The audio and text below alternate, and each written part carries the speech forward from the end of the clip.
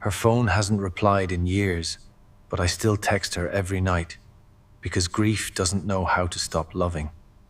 I still text my sister, even though her phone has been silent for a long time. At first, it was an accident, a habit my hands refuse to forget.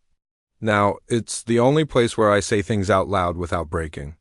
Her name still lights up my screen like she might answer. She never does, but I keep typing anyway. The messages feel like letters dropped into a quiet river. I tell her about small things because the big things hurt too much. I tell her the coffee tastes wrong without her jokes. I tell her our mother still sets an extra plate sometimes. I tell her I finally cleaned her room, but couldn't move the jacket on the chair.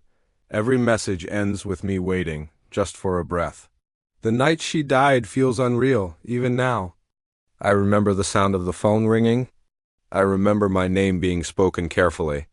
I remember the room shrinking around me. After that, everything blurred into days that felt borrowed. People said she was at peace. I wanted to ask how they knew. People said time would help. I wanted to ask how much time. I text her when I'm angry. I text her when I laugh and then feel guilty for laughing. I text her when I dream of her standing in the kitchen like nothing happened. I tell her I'm sorry I didn't answer her last call. I tell her I was busy and thought I would call back. I tell her I would give anything to hear her complain about nothing again. Sometimes I scroll up and reread our old chats. She always used too many exclamation marks. She always knew when I was lying. She always told me to stop being so hard on myself. Our father doesn't talk about her much. Our mother talks about her constantly. I stand somewhere in between, holding both of them together. At night, when the house is quiet, I text my sister again.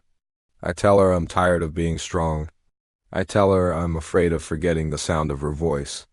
I tell her I'm afraid of remembering it too clearly. Some days I imagine her reading everything somewhere. Some days I imagine she's annoyed at my sadness. She hated when I cried. She always said tears made my eyes swell.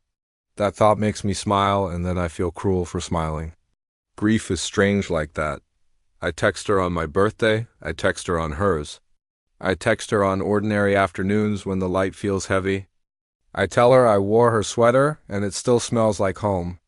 I tell her people say I look like her now. I don't know if that's comfort or punishment.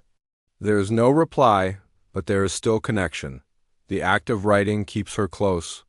The silence teaches me how to listen to myself. I'm learning that love doesn't disappear with a heartbeat. It changes shape and location. It lives in memory and muscle and routine. Tonight I type one last message before sleeping. I tell her I will always keep her number saved. I tell her she is not forgotten. I tell her I'm trying to live in a way that would make her roll her eyes and smile. I press send and place the phone beside me. The room is quiet, but I don't feel alone. Somewhere between the words and the silence, my sister still exists. If you're going through a difficult time or struggling with grief, please know you're not alone. There are people who want to help. You can find resources and support by calling or texting 988 in the US and Canada, or by finding a local crisis line in your country.